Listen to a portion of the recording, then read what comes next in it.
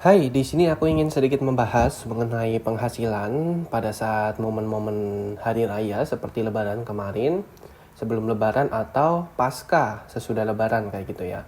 Nah, di sini kita akan coba mengambil kesimpulan karena memang momen hari raya ini adalah momen-momen ajang yang selalu ada tiap tahunnya, jadi kita bisa coba untuk analisis lebih detail, analisis lebih dalam, dan kita bisa prepare lebih baik lagi untuk momen-momen yang akan terjadi di waktu yang akan datang. Oke, sebagai seorang konten kreator, salah satunya adalah YouTube konten kreator, kita juga harus memikirkan bagaimana channel itu agar tetap hidup. Channel tetap berkembang, jadi nggak hanya fokus 1000 subscriber pertama aja, tapi juga kita bisa mendevelop, kita bisa mengembangkan secara lebih bagus lagi, lebih baik lagi. Nah, sebagai seorang konten kreator, kita juga perlu memperhatikan beberapa hal-hal penting. Salah satunya adalah momen-momen penting atau momen-momen krusial. Katakanlah seorang konten kreator bisa menembak suatu video yang sedang viral terkait apa yang sesuai dengan niche-nya, kayak gitu. Kalau misalkan viral tentang Instagram, template CapCut, dan kebetulan kita adalah seorang konten kreator tutorial, maka itu adalah momen yang pas. Ada juga untuk momen-momen hari-hari penting seperti momen-momen Lebaran atau Idul Fitri atau Tahun Baru seperti itu ya. Itu yang momen tentunya yang akan berulang setiap tahunnya. Nah, di sini aku ingin membahas sedikit mengenai penghasilan atau pendapatan pada hari raya Lebaran atau momen Idul Fitri kemarin yang sudah berlangsung pada 2024. Sebelumnya saya mengucapkan minal aidin wal faizin, mohon maaf lahir dan batin. Oke, kita coba analisis dari segi pendapatan atau penghasilannya secara langsung. Kita masuk ke bagian atau tab YouTube Studio.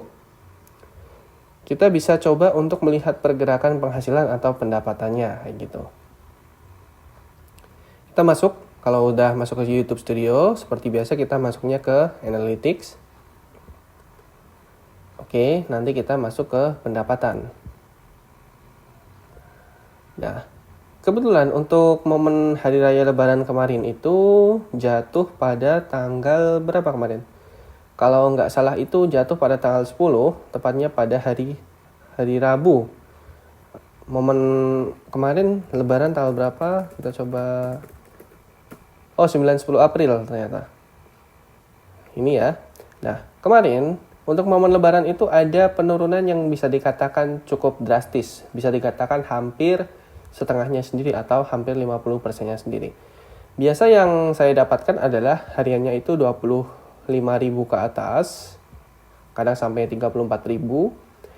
Nah, kemarin pas momen Lebaran itu turun atau anjlok nih sampai setengahnya sendiri. 13 ribuan, hampir 50%-an sendiri. Dan di hari kedua itu sudah mulai merangkak naik 17.000. Nah, di sini kita akan ulas bersama terkait momen-momen Lebaran seperti ini. Apakah terjadi penurunan penghasilan atau penurunan pendapatan itu adalah hal yang wajar? Nah, dari pertanyaan itu saya jawab berdasarkan pengalaman saya dan juga konten-konten kreator YouTube lainnya yang ada di komunitas seperti grup Facebook. Jika ada momen-momen hari-hari penting, apabila terjadi penurunan pendapatan, itu adalah hal yang wajar, hal yang lumrah. Jadi kita nggak usah panik. Itu yang pertama. Dan yang kedua, mengapa terjadi penurunan pendapatan itu? Karena memang mereka itu secara, kalau di logika, mereka itu nggak akan coba untuk membuka internet, apalagi membuka YouTube, kayak gitu. Jadi mereka itu fokusnya untuk melakukan silaturahmi hari pertama, hari kedua. Jadi mereka itu secara logika, secara otomatis tentu nggak akan megang HP atau megang device. Kalaupun mereka megang device atau megang HP, tentu tidak untuk melakukan hal-hal yang bersifat kompleks, seperti untuk menonton YouTube kayak gitu. Karena memang itu tidak sopan, itu nggak ada attitude kalau misalkan kita sedang silaturahmi. Kecuali saat kita sedang memiliki waktu yang senggang atau waktu yang luang, kita bisa membuka YouTube kita seperti itu. Itu adalah hal yang lumrah dan hal yang wajar. Nah, itu adalah hal-hal yang memang nggak perlu kita takutkan, nggak perlu kita risaukan. Karena memang kalau misalkan kita katakanlah pada momen Lebarannya mereka akan sedang sibuk silaturahmi, ziarah, saling mengunjungi satu sama lain, kayak gitu ya. Di momen sebelumnya pun, H-1 biasanya Mereka juga mempersiapkan seperti makanan, mempersiapkan kue-kue lebaran, mempersiapkan katakanlah anak-anak kecil gitu ya, remaja yang takbiran di masjid ataupun takbiran keliling. Karena memang ada momennya sendiri, mereka punya kesibukan sendiri yang kesibukannya itu meningkat di momen-momen lebaran, yaitu momen sebelum lebaran atau sesaat lebaran gitu. Mereka punya kesibukan yang meningkat, jadi nggak sempat untuk membuka YouTube untuk menonton video-video yang ada di YouTube kayak gitu. Nah, sebagai konten kreator, kita harus bisa mengantisipasi. Kita harus punya pola pikir atau ide yang cemerlang kayak gitu.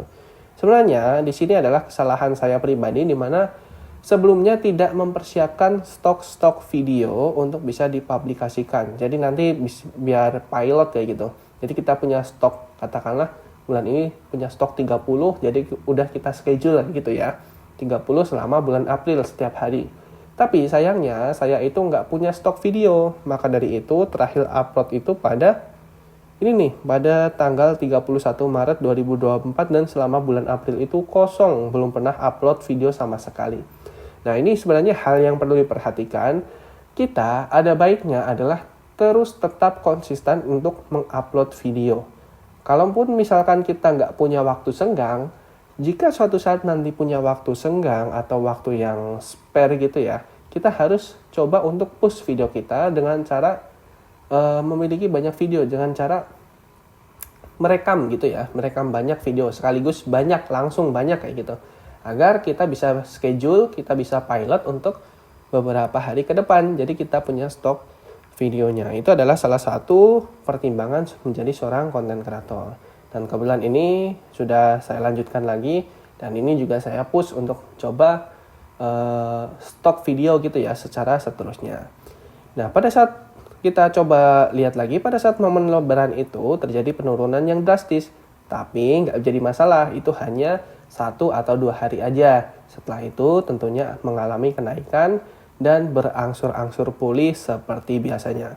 Bahkan kalau misalkan kalian lihat, ini naik grafiknya, dan ini malah mencapai puncaknya nih pada tanggal 17 April itu menyentuh angka 34.000, hampir 35.000. Dan ini tinggi banget karena memang biasanya saya mendapatkan 25.000 untuk 3.000 subscriber yang sudah saya miliki kayak gitu ya. Dan ini nanti berangsur-angsur pulih dan ini malah grafiknya naik kayak gitu ya. Jadi kita harus sajikan konten-konten yang berkualitas juga. Jadi nggak usah risau, nggak usah pusing. Pasti ini akan berangsur-angsur pulih, momen-momen tertentu ya, momen-momen yang sakral. Jadi kita nggak usah risau. Jadi kita juga bisa fokus pada momen-momen tersebut. Jadi kita bisa mempersiapkan momen lebaran tanpa harus memikirkan konten YouTube.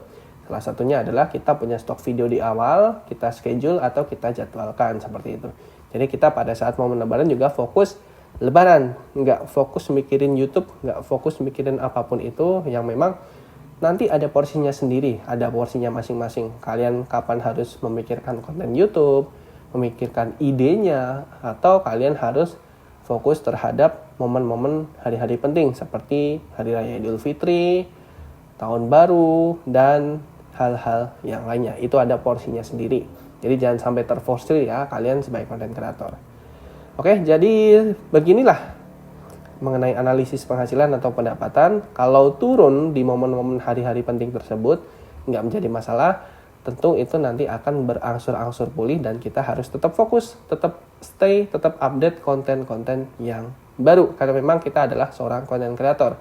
Jadi penghasilan yang kita dapatkan adalah dari konten-konten yang kita buat dan kita publikasikan. Baik, apabila dari kalian ada yang ingin tanyakan, silakan drop aja di kolom komentar. Nanti kita akan discuss bareng. Apabila video ini bermanfaat, jangan lupa subscribe channel Huam Teknologi, karena channel ini membahas tentang tips YouTube dan tips teknologi lainnya. Baik, terima kasih sudah menonton video kali ini, dan sampai jumpa di video yang lain.